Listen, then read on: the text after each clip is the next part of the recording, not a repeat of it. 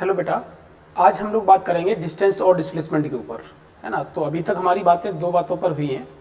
एक, काइनेमेटिक्स की बेसिक कहानी क्या है, मतलब काइनेमेटिक्स है क्या चीज़, वो मैंने आपको बताया था। और उसी के साथ मैंने ये भी बताया था कि आपका वेक्टर क्वांटिटी और स्केलर क्वांटिटी क्या होता है। फिर मैंने आपका इसके लास्ट लेक्चर बताया था फ्रेम ऑफ रेफरेंस क्या चीज़ है। उसी से मिलता जुलता थोड़ा सा उसका यूज़ करते हैं फ्रेम ऑफ रेफरेंस का, और उसमें आपको देखना है कि क्या चीज़, मतलब कैसे उसका यूज़ करना है। तो आज हम देखते हैं डिस्प्लेसमेंट एंड डिस्टेंस।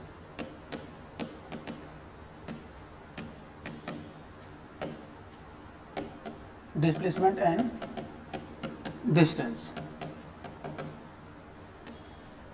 ठीक है, इसके बारे में देखते हैं। तो पहले हम इसमें हेडिंग डालेंगे डिस्प्लेसमेंट। डिस्प्लेसमेंट वेक्टर के बारे में समझते हैं।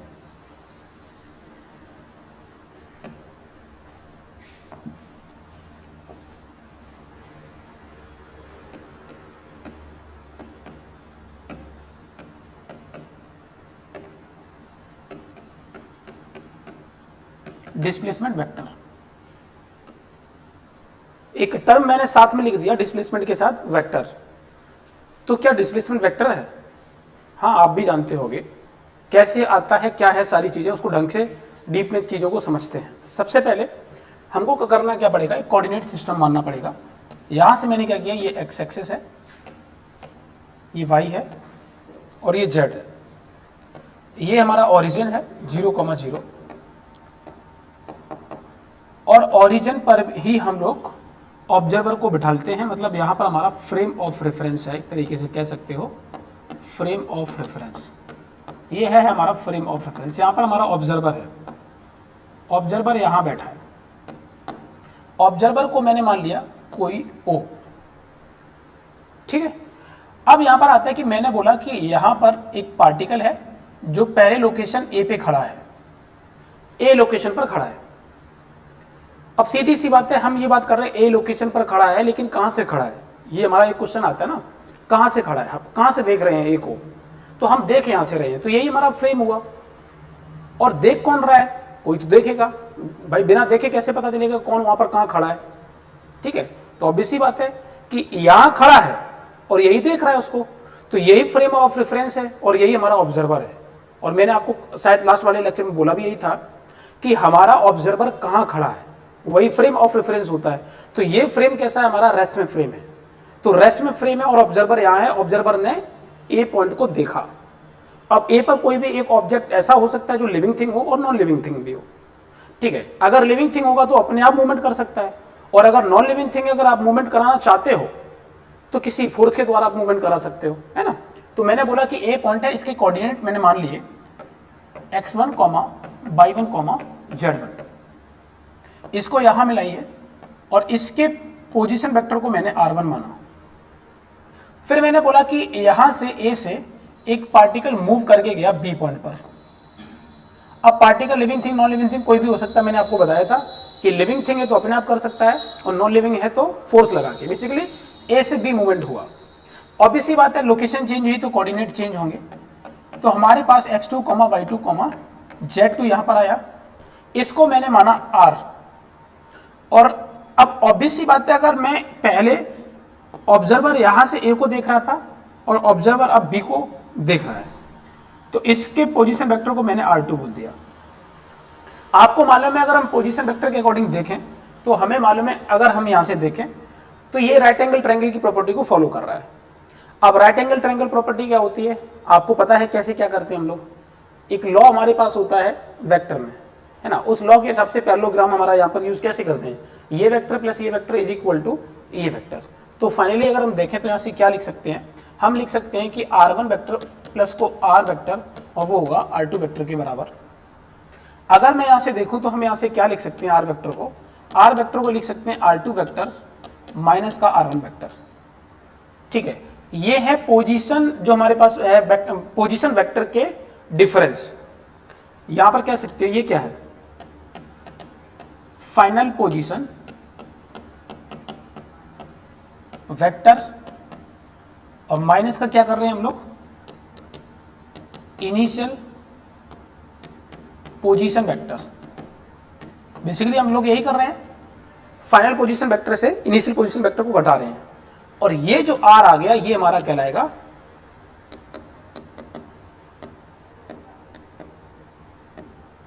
Displacement vector. अब यही चीज मैं आपको पढ़ाऊंगा सर्कुलर मोशन में। सर्कुलर मोशन में बात करते हैं हम लोग एंगुलर डिस्प्लेसमेंट। तो एंगुलर डिस्प्लेसमेंट भी कैसे आता है?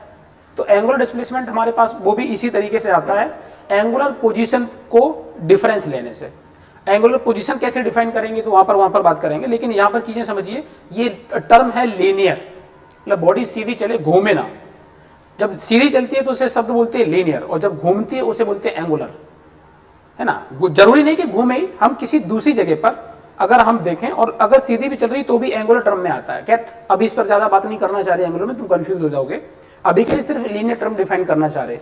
तो अगर पोजीशन वेक्टर से पोजीशन वेक्टर घटाएंगे तो हमारे पास डिस्प्लेसमेंट वेक्टर आएगा, लेकिन ऑब्वियस सी बात है दोनों पोजीशन सेम नहीं होनी चाहिए, तो हमारा डिस्प्लेसमेंट वेक्टर आएगा। और अगर पोजीशन चेंज हुई तो कंफर्म है कि डिस्प्लेसमेंट वेक्टर आएगा ही आएगा। स्टार्टिंग वाला हमारा पोजीशन अलग होनी चाहिए और फाइनल वाली मतलब दूसरी वाली हमारी पोजीशन अलग होनी चाहिए। ऑब्वियस सी बात है, यहां से दिख भी रहा है कि ए पोजीशन अलग है, यहां फ्रेम ऑफ रेफरेंस है, और बी वाली पोजीशन अलग है, इसलिए हमारे पास आर आया। अब देखिए यहां से क्या करोगे आप, अगर हम यहां से बात करें तो इनको क्या लिख सकते हैं, R2 वेक्टर हमारे पास क्या होगा। R2 वेक्टर को देखा जाए तो हम लोग इसकी फाइनल पोजीशन लिखेंगे x2 का i कैप प्लस का, y2 का j कैप प्लस का, और z2 का k कैप।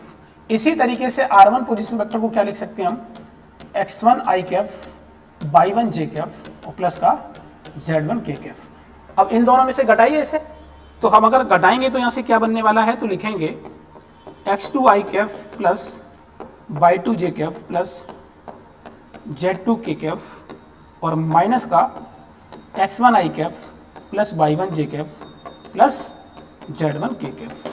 इनमें सब्ट्रैक्ट करेंगे तो i वाला i के साथ घटेगा, तो x2 minus x1 i cap plus y2 minus y1 j cap और plus z2 minus z1 k cap. ये हमारे पास आ गया। ये है पोजीशन वेक्टर, हमारे पोजीशन वेक्टर का जो सब्ट्रैक्ट किया है उससे हमारे पास आया डिस्प्लेसमेंट वेक्टर। अभी जो आया डिस्प्लेसमेंट वेक्टर है वेक्टर फॉर्म में लिखा है, लेकिन कोई भी अगर क्वांटिटी वेक्टर है तो ऐसा भी होता है कि हम उसे वेक्टर के साथ साथ उसके मैग्नीट्यूड के टर्म में भी लिख सकते हैं। तो मैग्नीट्यूड के टर्म में लिखना चाहेंगे तो कैसे करेंगे, तो हम इसका मॉड ले लें, mod of r is equal to, ये बोलते हैं हम मैग्नीट्यूड ऑफ किसी भी वेक्टर, मतलब r का हमें मैग्नीट्यूड लेना है तो हम इस तरीके से इसे लिख सकते हैं। तो यहां से कितना हो जाएगा, x2 माइनस x1 का square plus y2 minus y1 का square plus z2 minus z1 का स्क्वायर, और रूट के अंदर लिखेंगे तो हम कह देंगे कि जो डिस्प्लेसमेंट हुआ है वो कितना हुआ है। तो ये हमारे पास जो आया है वो मैग्नीट्यूड आया है उस डिस्प्लेसमेंट का, और ये क्या है हमारे पास वेक्टर फॉर्म में लिखा है। ठीक है, तो उम्मीद है, मुझे लगता है कि आपको समझ में आया होगा। हमने पोजीशन फाइनल में से पोजीशन इनिशियल को घटा दिया और वो हमारे पास आया डिस्प्लेसमेंट। सेम चीज ध्यान रखना, मैं सर्कुलर मोशन में भी सेम बातें बोलने वाला हूं मैं। ठीक है, देखिए आगे, देखिए नोट करिए इसे, आगे देखिए। एक क्वेश्चन लेता हूं मैं, जरा समझो क्या मतलब है इसका। मैंने बोला कि यहां पर ये है frame of reference, frame of reference, और यही हमारा ऑब्जर्वर भी है। ठीक है, ये ऑब्जर्वर है, इसका लोकेशन पहले है 1,1 और फिर फाइनल लोकेशन इसका बना जाके मान लीजिए 3,4, और किसी भी रास्ते से ऐसे चल के यहां पहुंच गया, इस रास्ते से फॉलो किया। इनिशियल पोजीशन ये थी और फाइनल पोजीशन ये थी। अब देखिए हम बात करेंगे जब पोजीशन वेक्टर के बारे में बात करते हैं तो ध्यान रखना इस बात के लिए कि हमने जो टर्म लिया था वो डिस्प्लेसमेंट आया, और डिस्प्लेसमेंट की मेन डेफिनेशन क्या होती है कि इनिशियल और फाइनल पोजीशन के जो बीच की दूरी है वो शॉर्टेस्ट होनी चाहिए, और शॉर्टेस्ट तभी होती है जब हम सीधी लाइन से मिलाते हैं। तो ए और बी को अगर हम सीधा मिलाएंगे ये लाइन, तो ये कहलाएगा हमारा डिस्प्लेसमेंट। इसके लिए फायदा क्या है, अभी जो मैंने आपको बताया वो फॉर्मूला डायरेक्ट वही बताता ही है ना। तो अगर हम लिखेंगे तो क्या लिखेंगे, यहां से देखिए, अगर मुझे डिस्प्लेसमेंट फाइंड करना है इसमें तो कैसे करेंगे डिस्प्लेसमेंट फाइंड। ठीक है, अगर मुझे डिस्प्लेसमेंट फाइंड करना है तो कैसे करना है, तो डिस्प्लेसमेंट फाइंड करने के लिए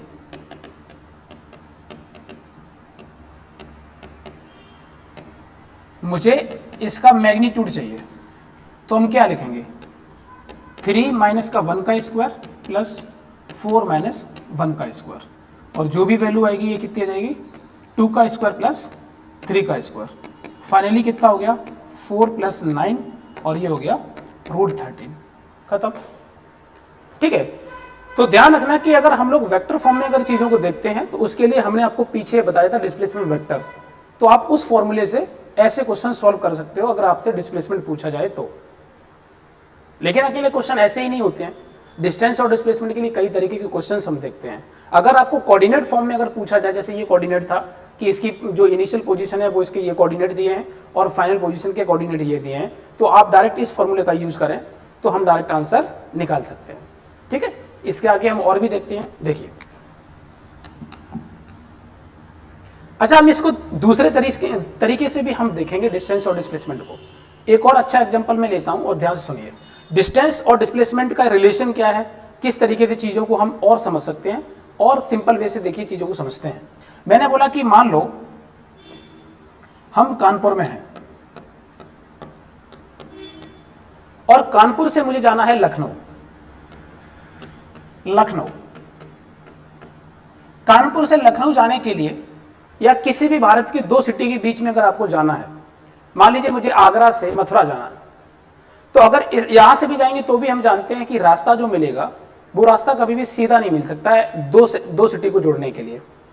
हालांकि आज एक्सप्रेस वे बनाने का प्रयास कर रहे हैं, सरकार बना भी रही है, और पूरे वर्ल्ड में जहां भी एक्सप्रेस वे बनते हैं उनका मतलब ही, उनका पर्पस ही एक ही होता है कि 2 महानगरों को या 2 शहरों को अगर जोड़ें तो कम दूरी में वो हम वहां पर बना लें उसे, है ना, जल्दी, मतलब शॉर्टेस्ट डिस्टेंस का करने का प्रयास करते हैं। फिर भी वो कितना भी शॉर्टेस्ट कर लें लेकिन बिल्कुल सीधा कभी नहीं हो सकता है, 100% सीधा नहीं होता है।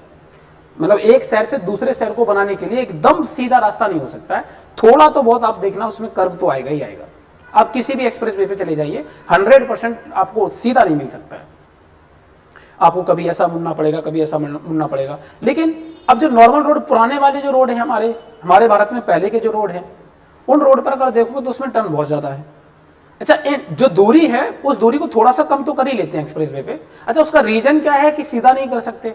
उसका रीजन यह है कि मान लो कोई शहर से ही तुमने प्लान किया कि मुझे कानपुर से लखनऊ के लिए बनाना है, और ये सबसे शॉर्टेस्ट दूरी मिल रही है एक पर्टिकुलर लोकेशन पर, और उस लोकेशन पर कोई पूरा गांव मिल रहा है, तब पूरा जंगल मिल रहा है, एग्रीकल्चरल लैंड मिल रहा है, या कोई इंडस्ट्रीज मिल रही है, तो आप उसे तोड़ के थोड़ी बना दोगे, समझ रहे ना। इसलिए कभी भी 2 शहरों के बीच में शॉर्टेस्ट पाथ पॉसिबल हो नहीं पाता है। हाँ, ऐसा नहीं कि कहीं भी नहीं पॉसिबल है, हाँ हो सकता है कि जो मैंने चीजें बताई वो हो ही ना किसी छोटे से, लेकिन एक लंबी दूरी के लिए तो पॉसिबल वो भी नहीं होगा। आप हो सकता है 50-100 किलोमीटर के बीच में ऐसा कर भी लो, लेकिन लंबी दूरी के लिए वो भी नहीं है। खैर, पॉइंट मेरा यहाँ पर ये आता है कि अगर हम कानपुर से लखनऊ के लिए जा रहे हैं तो रास्ता सीधा नहीं होता है, रास्ता टेढ़ा मेढ़ा होता है, ऐसे गए जाके ऐसे मान लो ऐसे पहुंचे हम। तो जिस रास्ते से चलते हैं वो हमारा कहलाता है डिस्टेंस। जिस रास्ते से हम जाते हैं उसे क्या बोलते हैं? डिस्टेंस। और ये कहलाएगा हमारे पास डिस्टेंस। अच्छा, आप जब गाड़ी में चलते हैं तो आपको बोला भी यही जाता है कि मीटर में जब हमने देखा तो बोला कि कितनी दूरी चली गाड़ी, या कितनी दूरी है लखनऊ और कानपुर की, या कितनी दूरी है लखनऊ से दिल्ली की, है ना। तो दूरी का मतलब डिस्टेंस, वही डिस्टेंस जो बोलते हैं, और वो डिस्टेंस बोलना सही है। उसका रीजन ये है कि हम जिस पाथ पे चलते हैं वो टेढ़ा मेढ़ा पाथ है, तो उसमें हम डिस्टेंस ही कवर करेंगे, डिस्प्लेसमेंट नहीं। वो सही है, बोलना भी हमारा सही है। फिर इसी के लिए हम बोलते हैं कितनी स्पीड से चले। तो भाई ऑब्वियसली बात है, अगर डिस्टेंस कवर कर रहे हो टाइम के साथ तो ऑब्वियसली बात उसे स्पीड ही बोलना चाहिए, तो हम वेलोसिटी नहीं बोलते हैं। ये भी हमारा बोलना बिल्कुल सही है। हम यही बोलते हैं कितनी दूरी है, कितनी स्पीड से गाड़ी चल रही है ना। ये टर्म हम लोग जनरली यूज करते ही हैं, गाड़ी जब हम लोग चलाते हैं या गाड़ी में बैठे होते हैं तो ये चीज नोटिस करते ही हैं कि कितना डिस्टेंस कवर किया है या कितना हमारी स्पीड गाड़ी की चल रही है, ये होना चाहिए। तो ये हमारे पास हो गया डिस्टेंस। डिस्टेंस अगर टेढ़ा मेढ़ा रास्ता इस तरीके से मिल रहा है तो डिस्टेंस हमेशा ज्यादा होगा इस सीधे वाले रास्ते से। ये तुम्हारा कॉमन सेंस भी ये बात बोलता है। जो सीधा रास्ता होता है ना किसी भी 2 पॉइंट के बीच को, इसको बोलते हैं हम लोग डिस्प्लेसमेंट। इसे क्या बोलते हैं हम लोग? ये है डिस्प्लेसमेंट। अच्छा यहां से देखिए, हम ये बात जानते हैं, इससे कॉमन सेंस से हमें समझ में आता है कि डिस्टेंस हमारा ज्यादा होगा डिस्प्लेसमेंट से। ये चीज तो हमें समझ में आती है, डिस्टेंस ज्यादा होती है डिस्प्लेसमेंट से, ये तो बात हमें क्लियर समझ में आ रही है।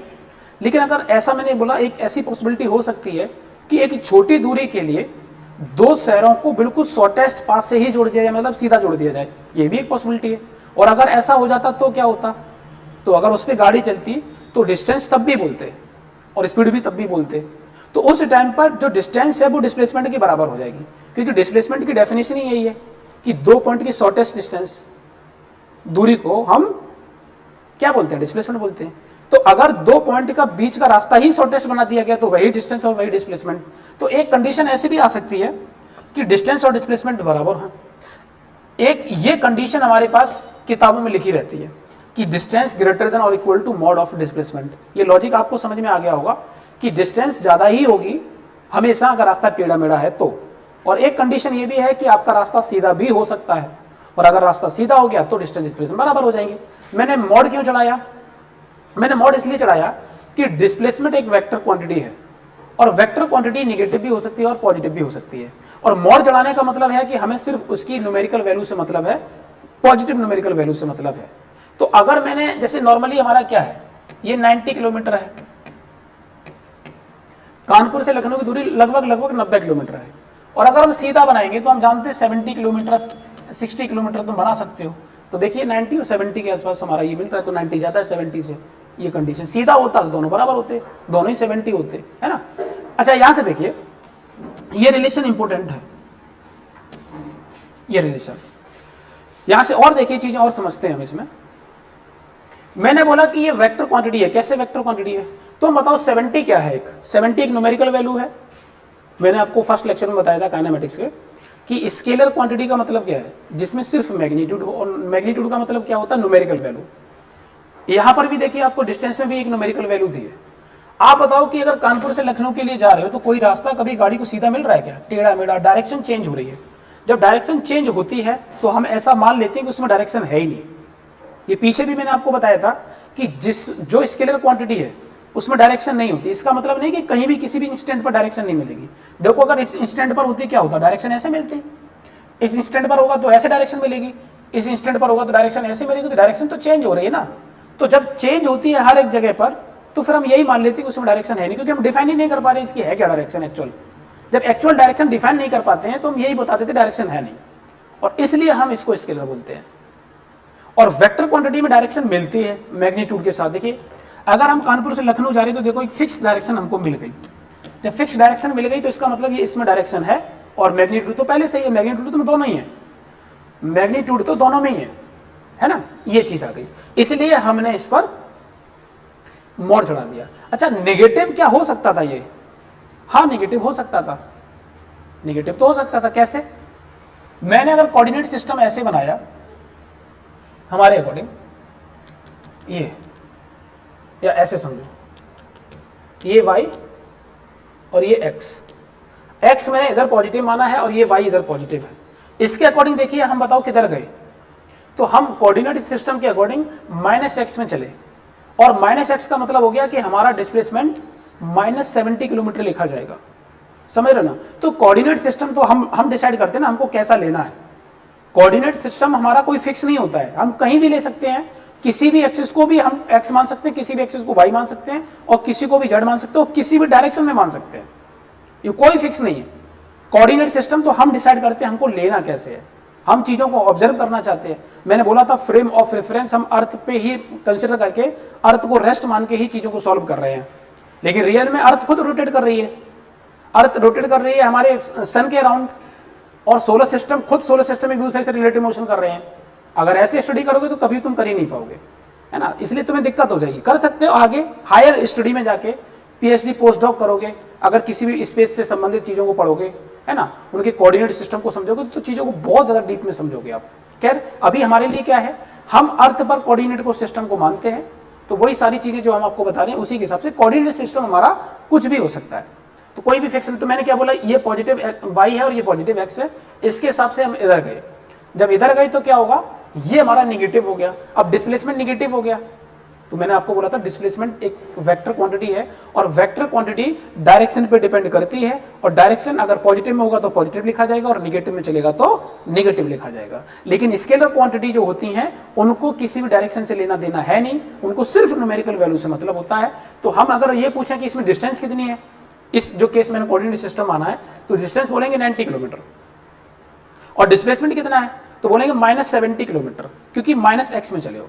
और वेक्टर फॉर्म में लिखोगे तो डिस्प्लेसमेंट को क्या लिख सकते हो वेक्टर फॉर्म में? अगर हम डिस्प्लेसमेंट लिखें, डिस्प्लेसमेंट अगर हम लिखें तो अगर इसे वेक्टर फॉर्म में लिखोगे तो लिख सकते हो -70 किलोमीटर आई कैफ, आप ये लिख सकते हो, ठीक है ना, इस पर्टिकुलर केस के लिए समझिए। और अगर मैं ऐसा मान, ये पॉजिटिव एक्स एक्सिस है और ये वाई है पॉजिटिव, तो आप पॉजिटिव एक्स में 70, तो हमारे पास जहां माइनस है वहां प्लस हो जाएगा, लेकिन रहेगा आई कैफ ही, क्योंकि तुम एक्स में ही चल रहे हो। शायद समझ पाए होगे मैं क्या बोलना चाह रहा हूं। तो मैंने इसलिए मोड़ चढ़ाया था ये, ठीक है ना, मोड़ चढ़ाने का मतलब ये है क्योंकि हमें सिर्फ इसकी न्यूमेरिकल वैल्यू से 70 से मतलब है। तो 70 और 90 का कंपेरिजन हो रहा है, और एक ये केस हो रहा, रास्ता सीधा हो जाएगा तो आपका 70 दोनों हो जाएंगे, इसलिए इक्वल आ गया। ये किताबों में लिखा मिलता है। उम्मीद है कि सभी को ये बात समझ आई होगी। चलिए आगे बढ़ते हैं। इसको देखते हुए हम लोग कुछ क्वेश्चन सॉल्व कर लेते हैं इसके ऊपर, और आपको थोड़ा आइडिया लगेगा कि हम लोग क्या कर रहे हैं। देखो एक क्वेश्चन मैंने लिया, एक पार्टिकल ए पॉइंट से चलना स्टार्ट करता है, ए से बी गया, इसकी लेंथ आप एल समझिए यहां से लेके यहां तक। अब बताओ अगर मैं सीधा यहां से, अगर यहां चल रहे हैं, ए से बी चल रहे हैं, तो बताओ इसका डिस्टेंस और डिस्प्लेसमेंट कितना होगा। एक काम करते हैं, डिस्टेंस को स्मॉल डी मान लेते हैं और डिस्प्लेसमेंट को कैपिटल डी मान लेते हैं। ऐसा मान लेते हैं क्योंकि बार बार इतना लिखने की जरूरत नहीं है, ठीक है, स्मॉल डी और कैपिटल डी के टर्म में लिखेंगे चीजों को। तो बताइए जब रास्ता सीधा है, ए से बी गए, तो आपको यहां समझ में आ रहा होगा, मैंने बोला जब हमारा पाथ सीधा हो, है ना, तो उस टाइम पर हमारे पास डिस्टेंस और डिस्प्लेसमेंट बराबर होते हैं, जो कि एल के बराबर होगा। और देखिए इसके साथ मैंने बोला कि यहां से पहले आप ए से बी गए, और ये रास्ता हमारा जो है उसकी दूरी मैंने एल ले ली, फिर वो ए से बी जाने के बाद फिर इसी रास्ते पे वापस लौट के आया और ये सी ले लिया। अब इनकी बीच की दूरी को मैंने मान लो L1 बोल दिया। मुझे फिर से स्मॉल डी और कैपिटल डी निकालना है। स्मॉल डी का मतलब डिस्टेंस और कैपिटल डी का मतलब डिस्प्लेसमेंट। देखो बेटा, यहाँ पर आप देखिए कई जगह पर किताबों में आपको नीचे की तरफ रास्ता बना के दिखाते हैं जो रिटर्न वाला होता है, वापस वाला होता है। ऐसा क्यों करते हैं? वो इसलिए करते हैं कि अगर एक ही रास्ते पर तुम जाने वाला दिखाओ और वापस उसी पे लाइन अगर आने वाला दिखाओगे, तो जरा सोचो कि तुम्हें पता कैसे चलेगा कि कौन सा आने वाला कौन से जाने वाला। क्यों? क्योंकि इसी लाइन को तुमने ऐसे ड्रॉ किया और इसी लाइन पर वापस कर दिया, तो कैसे पता चलेगा कि कौन सा जाने वाला है और कौन सा आने वाला है? एक ही लाइन पर जब ड्रॉ कर रहे हो तो पता नहीं चलेगा। इसलिए आपको किताबों में इस तरीके से कभी भी कोई क्वेश्चन दिखता है तो ऐसे रिटर्निंग पाथ थोड़ा सा अलग दिखाते हैं कि पता चले कि कौन सा वाला रिटर्न वाला है, कौन सा आगे वाला है। ठीक है, ये चीज है। तो फाइनली अगर मैं देखूं, स्मॉल डी का मतलब है डिस्टेंस, और डिस्टेंस क्या, पहले तुम चले हो L, तो आपने L लिखा और फिर वापस कितना चल के आए हो L1। तो डिस्टेंस मतलब होता है कि जिस पाथ को हम फॉलो करते हैं उसकी पूरी जो भी कवर जो है दूरी है वो पूरी की पूरी डिस्टेंस ही कहलाएगी। और डिस्प्लेसमेंट मैंने आपको क्या बताया था, जहां से स्टार्ट करो और जहां पे खत्म करो उसकी बीच की दूरी। तो ये बन जाएगा L माइनस का L1। तो L माइनस का L1 हमारे पास डिस्प्लेसमेंट हो गया। ठीक है, यही बताया था स्टार्टिंग पॉइंट और फाइनल पॉइंट का शॉर्टेस्ट पाथ, वो ये हो गया, ये हो गया आंसर। ठीक है, और आगे देखिए, अगर हम यहां से बात करें, हमारे पास एक सर्कुलर ट्रैक है, ये पॉइंट ए है और इस पर चल के हम बी पॉइंट पर पहुंचे हैं, और ये हमने बोल दिया यहां से लेके यहां तक की रेडियस मैंने मान लिया 2 मीटर है। ये सेमी सर्कुलर पाथ है।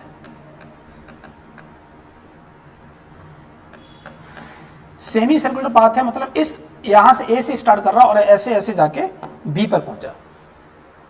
फिर से कहानी वही है कि मुझे इसकी डिस्टेंस निकालनी है और मुझे इसका डिस्प्लेसमेंट फाइंड करना है।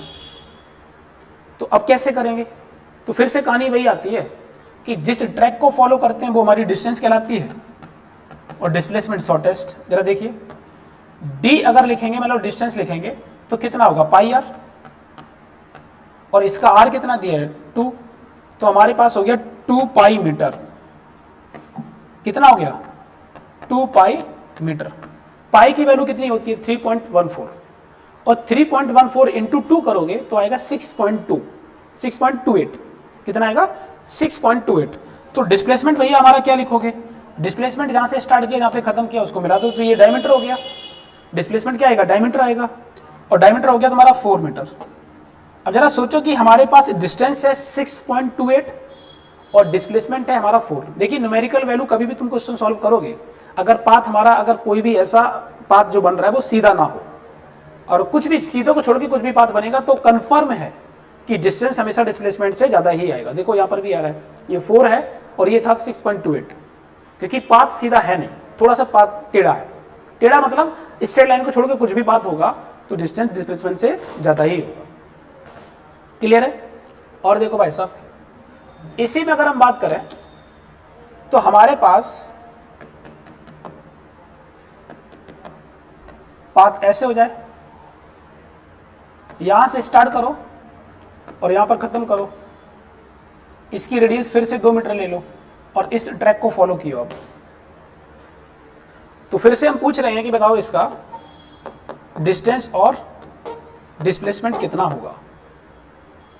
तो देखिए डिस्प्लेसमेंट निकालने के लिए क्या है, स्टार्टिंग ये है और फाइनल ये है। तो आप बोलोगे कि हमारे पास 2 का स्क्वायर प्लस 2 का स्क्वायर, ये राइट एंगल ट्रायंगल बन गया ना, तो डिस्प्लेसमेंट तो ये आ जाएगा आपका ये। तो अगर मुझे यहां से डिस्प्लेसमेंट फाइंड करना है तो ये आ गया 2√2 मीटर। और अगर डिस्टेंस फाइंड करनी है तो आपको मालूम है कि हम पूरा जो सर्कल होता है वो होता है 2 पाई आर। 2 पाई का मतलब होता है 360, हम एंगल के साथ मल्टीप्लाई करते हैं रेडियस का, तो पूरा चक्कर लगाने पे 360 है, और 360 को रेडियन में लिखते हैं तो 2 पाई आता है, और 2 पाई मल्टीप्लाई आर कर रहे हो तो बोल दोगे आप कि हमारे पास ये इसका पाथ जो ट्रैक हुआ है उसकी डिस्टेंस हो गई। लेकिन अब हम 90 डिग्री कम चल रहे हैं भाई, 2 पाई में 90 मतलब पाई बाई 2 कम चल रहे हैं, तो कितना होना चाहिए, तो हम बोलेंगे 3 पाई आर बाई 2 होना चाहिए। तुम आर की वैल्यू रख दो तो हो जाएगा 3 पाई इंटू का 2/2, ये कट गया और हमारे पास जो स्मॉल डी की वैल्यू आ गई वो 3 पाई मीटर आ गई। तो ये देखो हमारा डिस्प्लेसमेंट और ये आ गया डिस्टेंस। उम्मीद करता हूं ये बातें आपको समझ आई होंगी। चलिए आगे देखते हैं। अगर हम यहां से बात करें, जैसे पूरा एक सर्कल कंप्लीट चल लो आप, तो स्टार्टिंग पॉइंट यही है, घूम फिर के वापस भी यहीं आ गए, ए भी वही है बी भी यही है, तो तुम इस ट्रैक को फॉलो किए और वापस यहीं चल के आप यहां आ गए। आपसे डिस्टेंस और डिस्प्लेसमेंट फाइंड करवाया जा रहा है, तो आपको ये तो क्लियर है कि अब डिस्टेंस तो पूरा सर्कल का बन गया, तो क्या लिखोगे 2 पाई आर। अच्छा आर की वैल्यू कितनी दी है, आर की वैल्यू दी है 2, तो आप लिखोगे 4 पाई मीटर। ये हो गया हमारे पास डिस्टेंस। डिस्प्लेसमेंट तुम क्या लिखोगे, तो डिस्प्लेसमेंट 0, स्टार्टिंग पॉइंट और फाइनल पॉइंट एक ही है, तो इसका डिस्प्लेसमेंट क्या बन गया 0 बन गया। ये आंसर है। ठीक है, और देखते हैं एक और क्वेश्चन, देखो इसके ऊपर, जैसे कि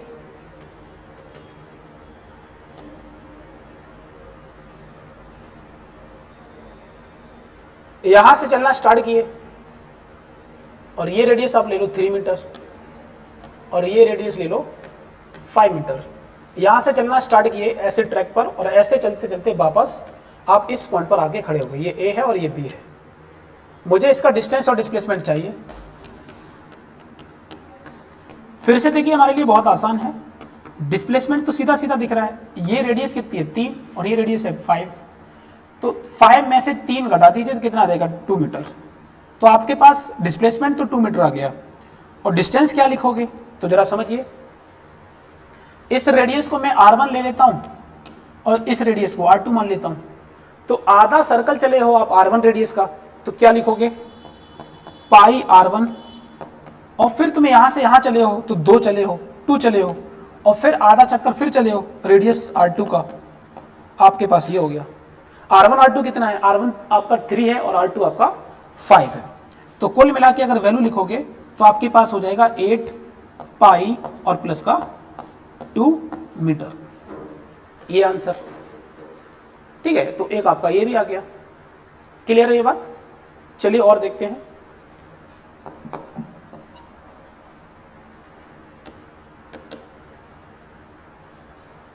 जैसे कि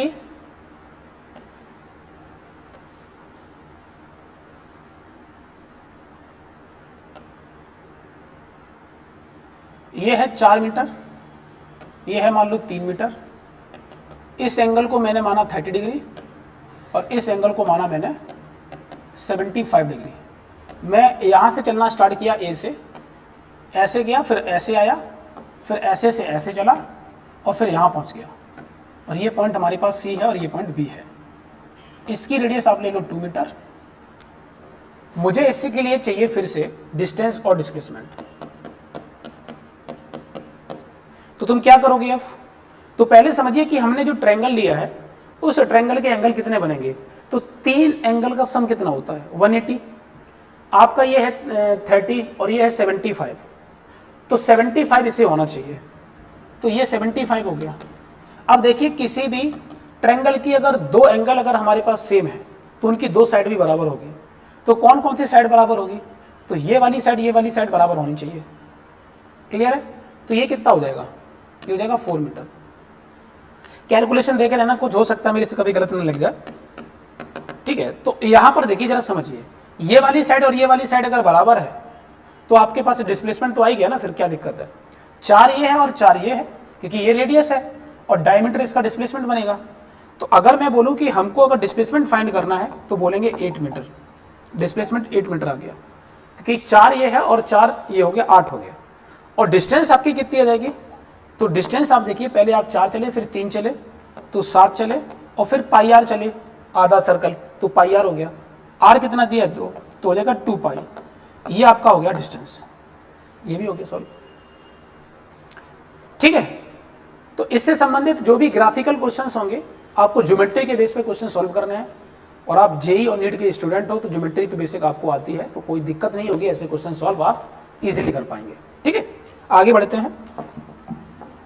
और देखो भाई साहब, अगर हम यहां से बात करें, हमारे पास x इज इक्वल टू मान लो 2t माइनस का t स्क्वायर दिया है और हमको इसका डिस्टेंस और डिस्प्लेसमेंट फाइंड करना है। Find distance and displacement of a particle in t is equal to 3 second. 3 second में एक पार्टिकल का जो पोजीशन चेंज है वो टाइम डिपेंडेंट। देखिए इसलिए ये क्या है, इसे बोलेंगे हम पोजीशन और ये है टाइम। तो पोजीशन टाइम के रेस्पेक्ट में कैसे चेंज हो रही है किसी भी पार्टिकल की। एक पार्टिकल चलना स्टार्ट किया और जब वो चलना स्टार्ट किया तो अपनी पोजीशन टाइम के अकॉर्डिंग कैसे चेंज कर रहा है। तो अगर वो पोजीशन चेंज कर रहा है तो ऑब्वियस सी बात है डिस्टेंस और डिस्प्लेसमेंट के बारे में हमें पता होना चाहिए। तो कैसे करेंगे ऐसे क्वेश्चंस? ठीक है, इस बात को भी ध्यान से सुनिए। अगर टर्म नेगेटिव आ गया तो ध्यान रखना कि आपका डिस्टेंस और डिस्प्लेसमेंट अलग अलग होगा, या अलग अलग हमें सोचना चाहिए। ठीक है, हो सकता है कि आपका अलग ना भी हो, लेकिन अलग होने की चांसेस हैं क्योंकि यहां नेगेटिव आ गया। तो ऐसे क्वेश्चंस कैसे करते हैं उसके बारे में भी समझते हैं। देखिए, हमें मालूम है पोजीशन x है, तो आप x एक्सिस वाली लाइन बनाएं और पहले इसके कोऑर्डिनेट्स ड्रॉ करें। बताओ t इज इक्वल टू 0 अगर रखते हैं, इसमें t इज इक्वल टू 0 रखते हैं तो हमारे पास x कितना आएगा? तो हम बोलेंगे x हमारे पास 0 आएगा। कितने टाइम पर हम निकालना चाहते हैं? तो हम बोल रहे हैं कि हम t की वैल्यू 3 रखना चाहते हैं, तो 3 रखिए। अगर हम t की वैल्यू 3 सेकेंड रखेंगे तो हमारे लिए बनेगा 2 इंटू का 3 और माइनस का 3 का स्क्वायर, तो ये बन जाएगा हमारे पास 6 और ये बन जाएगा हमारे पास 9 और डिस्प्लेसमेंट हो गया हमारे पास 3। तो बोलेंगे हमारे पास t is equal to 3 second पर हमारे पास x की जो लोकेशन आई वो माइनस का 3 मीटर है। तो एक बात क्लियर हो गई कि हम अगर जैसे इसमें ये नहीं बताया गया है कि पार्टिकल चलना किस टाइम पर स्टार्ट किया। तो जब चलना स्टार्ट किस टाइम पर किया अगर ये नहीं बताया गया है तो आप ऐसा मानेंगे कि particle t is equal to 0 पे चलना स्टार्ट किया है। ठीक है, ये बात ध्यान रखना कि अगर टाइम स्टार्टिंग नहीं दिया है तो तुम ये मानोगे particle t is equal to 0 पे चलना स्टार्ट किया है। तो अगर particle t is equal to 0 पे चलना स्टार्ट किया है और तुम कितने टाइम पर चाहते हो, t is equal to 3 second पर, तो t is equal to 3 second पर चाह रहे हो और यहां से चलना स्टार्ट किए, तो यही इसका सबसे शॉर्टेस्ट पाथ होगा। यही तो इसका शॉर्टेस्ट पाथ होगा। भाई मैंने बोला था कि स्टार्टिंग पॉइंट मतलब t इज इक्वल टू 0 वाला समय और जिस टाइम पर तुम चाहते हो उन दोनों पॉइंट की लोकेशन फाइंड कर लो। आपने फाइंड कर लिया और उसका शॉर्टेस्ट पाथ सीधा हो गया। तो अगर मैं यहां से डिस्प्लेसमेंट बोलूं तो डिस्प्लेसमेंट तो हम बोलेंगे, अगर मैग्नीट्यूड चाहते हो, सिर्फ मैग्नीट्यूड वेक्टर लगा के मैग्नीट्यूड चाहते हो तो तुम 3 मीटर बोल दो। और अगर डिस्प्लेसमेंट को वेक्टर फॉर्म में लिखना है तो -3 मीटर और आप लिखिए आई कैप, ये लिखोगे क्योंकि आपको मालूम है अगर ये ओरिजिन है तो नेगेटिव एक्स में आप चले हो, -3 लिखा है ना तो माइनस लगाना पड़ेगा अगर वेक्टर फॉर्म में लिख रहे हो। और मैग्नीट्यूड लिखोगे तो सिर्फ ये करोगे। लेकिन जब बात डिस्टेंस की आएगी तो डिस्टेंस तो पाथ पे डिपेंड करता है। इसका पाथ क्या यही है, पार्टिकल वास्तविकता में ऐसे ही चला सीधा, ये हमें चेक करना चाहिए। भाई मैंने क्या बोला, t इज इक्वल टू 0 पे चलना स्टार्ट किया और t is equal to 3 second पर पार्टिकल यहां मिला, तो क्या वास्तविकता में पार्टिकल ऐसे ही गया या और कुछ दूसरा पाथ फॉलो करके गया? तो हमें एक चीज, ऐसे क्वेश्चंस में एक चीज निकालनी पड़ती है कि पार्टिकल की वेलोसिटी 0 कहां हुई है। भले हमें अगर इसमें वेलोसिटी 0 निकाल ली और वो समय निकाल लिया जहां पर पार्टिकल की वेलोसिटी 0 हो रही है, तो हो सकता है कि ट्रैक कुछ हमें और देखने को मिले। तो मैंने क्या बोला कि आप पार्टिकल की वेलोसिटी निकालिए। देखो मैंने बोला कि इस पर्टिकुलर केस में मैं क्या करना चाहता हूं कि इसका डिफरेंशिएशन करना चाहता हूं टाइम के रेस्पेक्ट में। तो जब डिफरेंशिएट करोगे तो आएगा 2 माइनस का 2t, और ये मैं करना चाहता हूं 0। मतलब अगर पार्टिकल रुका होगा तो कन्फर्म है, मतलब जैसे इधर गया और वापस लौट के आया, तो जहां पर वो टर्निंग पॉइंट आता है सीधे जाने से वापस आना, तो ऑब्वियस सी बात है पार्टिकल बिना रुके कैसे टर्न ले जाएगा, तो रुक के ही टर्न लेता है क्योंकि रास्ता सीधा ही है हमारा, सीधे रास्ते पे तो रुकना ही पड़ेगा। हाँ रास्ता थोड़ा टेढ़ा हो और फिर तुम घूम के बिना गाड़ी रोके भी आप टर्न ले सकते हो, लेकिन जब एक ही ट्रैक ले रहा हूं, एक्स पे ही ले रहा हूं, तो एक्स का मतलब है सीधा लाइन, और सीधे लाइन पर वापस लौटना मतलब रोक के ही गाड़ी को वापस लेके आ सकते हो। ठीक है, तो हमने बोला कि हमारे पास ये कंडीशन हो गई। तो अब वेलोसिटी 0 होने का मतलब है किस टाइम पर, तो t is equal to 1 second पर वेलोसिटी 0 हो रही है। चलो कोऑर्डिनेट निकाल लेते हैं। अगर t की वैल्यू 1 सेकंड रखते हैं तो 1 सेकंड कितने पे आएगा, तो आपने रखा यहां पर 1, तो लिखा 2 इंटू का 1 माइनस का 1 स्क्वायर, तो वैल्यू आ गई हमारे पास 1 मीटर। अरे पार्टिकल तो वास्तविकता में t इज इक्वल टू 0 से डायरेक्ट उधर 3 की तरफ गया ही नहीं है, पार्टिकल तो उधर गया पहले, यही हमें समझना होता है। तो मैंने बोला कि particle t is equal to 1 second पर x is equal to 1 metre चला है। Direct t is equal to 0 से t इज इक्वल टू 3 पर नहीं गया सीधा, t इज इक्वल टू 0 से पहले t is equal to 1 second पर इधर गया और फिर 1 सेकेंड के बाद 3 सेकेंड पर पार्टिकल ऐसे घूमा। मतलब ट्रैक इसका क्या बना, ट्रैक बना ऐसे गया और ऐसे से वापस ऐसे गया, ये इसका एक्चुअल ट्रैक बना। तो अब डिस्टेंस कितना आएगा, तो एक ये और एक वापस और 3 इधर। डिस्टेंस को आपके डायरेक्शन से लेना देना है ही नहीं उसे, तो इससे मतलब है कि तुम न्यूमेरिकल वैल्यू कितना चले, तो 1 इधर चले और 1 वापस चल गया, 2 और 3, कुल मिला के 5 मीटर इसका डिस्टेंस हो गया। तो ये डिस्टेंस और डिस्प्लेसमेंट निकालने का तरीका है। ठीक है, इस बात को ध्यान रखना। अच्छा एक और चीज सुनिए, अगर मैं इस क्वेश्चन में ये बोलता कि मुझे डिस्टेंस और डिस्प्लेसमेंट फाइंड करना है t is equal to half second, आधे सेकंड में, तो आधे सेकंड में तो पार्टिकल सीधा ही इधर जाएगा। आधे सेकंड में पार्टिकल क्यों टर्न लेगा, टर्न तो 1 सेकंड बाद लिया ना, तो 1 सेकंड से पहले पार्टिकल तो सीधा ही चलेगा। और 1 सेकंड से पहले का अगर तुम अगर पूछते सेम एक्सप्रेशन में, तो बच्चे के दिमाग में जनरली जो भी बच्चे जो पढ़ने वाले बच्चे हैं, और अगर ये क्वेश्चन काफी बच्चे देखे होंगे जो पहले से पढ़ रहे हैं, तो अगर 1 सेकंड से पहले पूछा जाता तो बच्चे के दिमाग में डायरेक्ट यही ख्याल आता है जो मैंने बनाया है। 1 सेकंड से पहले के लिए आपका डिस्टेंस और डिस्प्लेसमेंट सेम एक्सप्रेशन के लिए सेम आएगा, ये बात ध्यान रखना, सेम, क्योंकि पाथ उसमें टर्न लेगा ही नहीं, सीधा ही चलेगा। 1 सेकंड के बाद के बारे में बात करोगे तो तुम्हें जरूर ये सोचना चाहिए। तो कैसे पता चलेगा कि हमारा ये टर्न लेगा कि नहीं लगेगा? तो सबसे पहले तुम वेलोसिटी फाइंड करो और वो टाइम निकालो कि पार्टिकल रुकेगा कहां। उस समय से पहले का अगर तुमसे डिस्टेंस और डिस्प्लेसमेंट पूछा तो एक ही होगा, और अगर उसके बाद का अगर पूछा, जैसे हमने 3 का पूछा और रुका 1 सेकंड पर, तो दोनों अलग हुए। और अगर मैं हाफ सेकंड के लिए पूछते तो जो भी आता दोनों का सेम ही आता। समझ रहे हो ना? ये क्वेश्चन बहुत अच्छा क्वेश्चन है।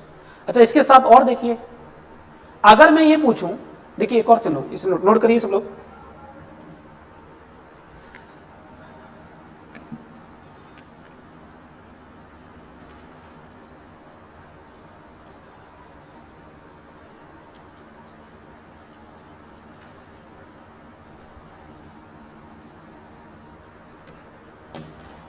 देखिए, अगर मैं इस जगह पर प्लस कर दूं तो पता है इसके लिए आप अगर वेलोसिटी फाइंड करना चाहोगे तो वेलोसिटी आएगी ही नहीं, 0।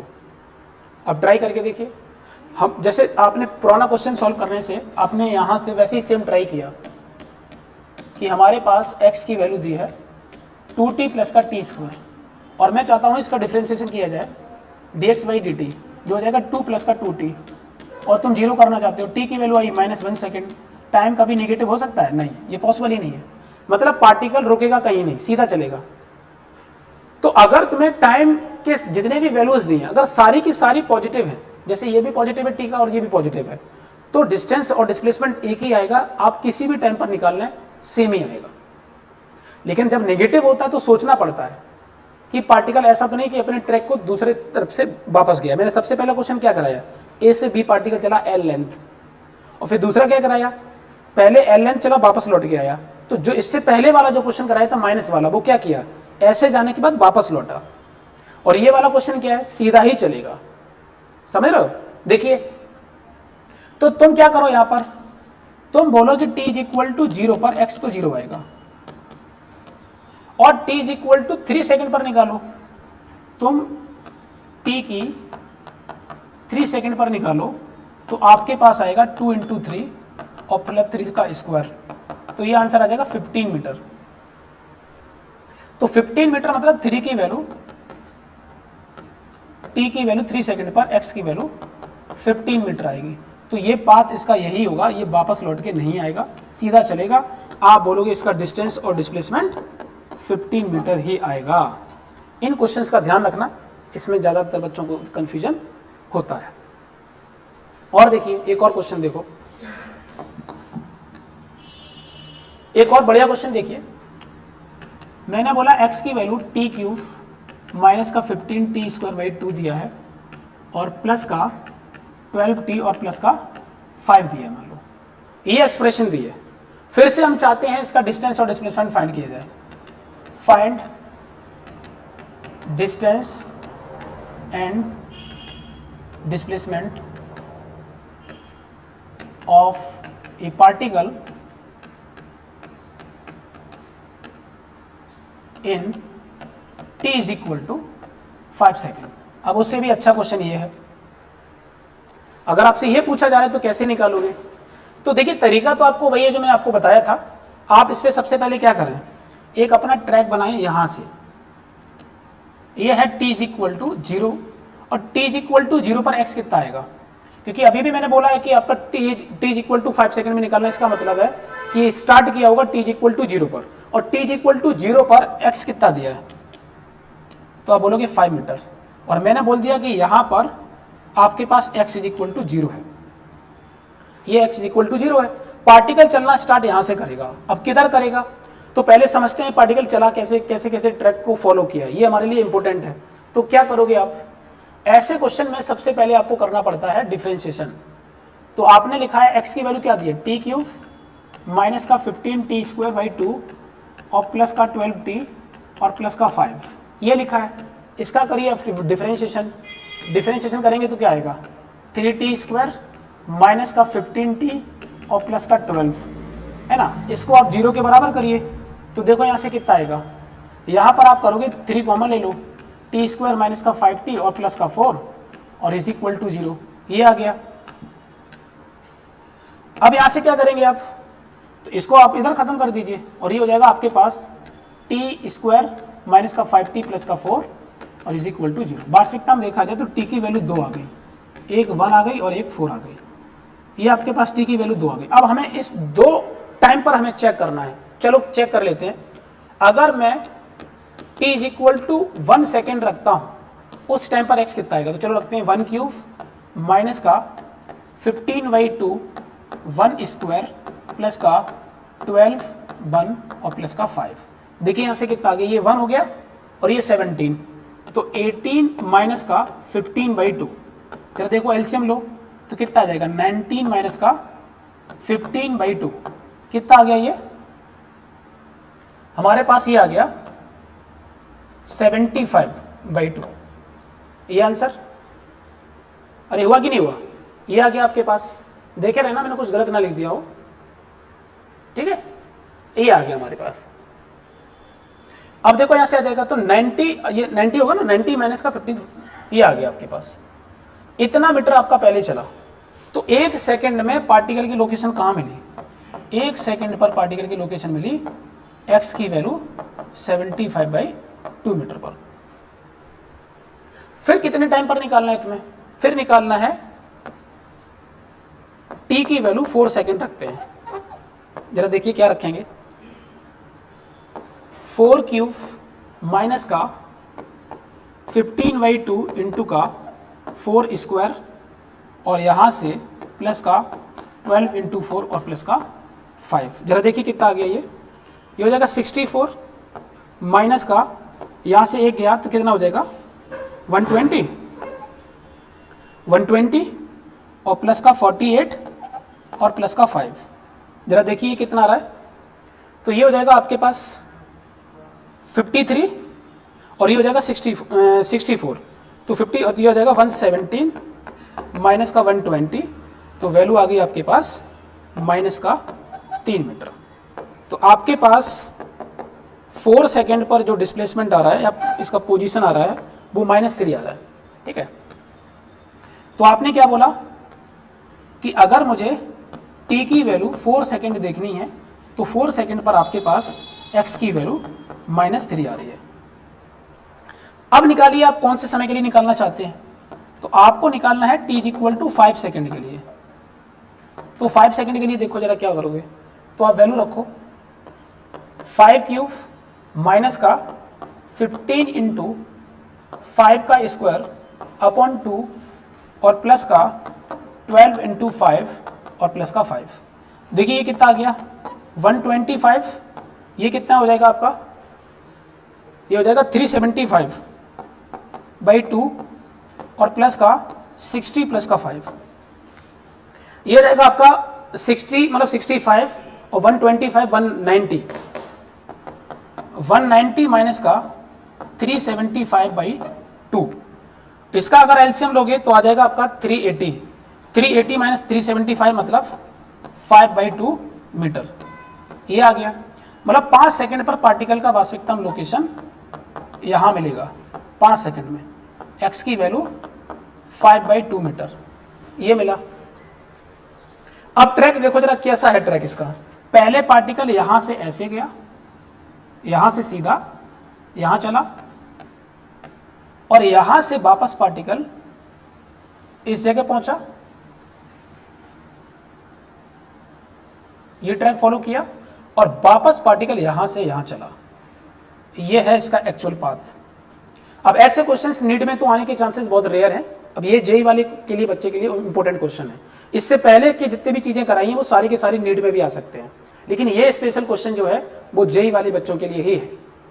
तो आपको करना क्या है, यहां से यहां चलिए और यहां से वापस लौटिए और वापस से ऐसे आइए।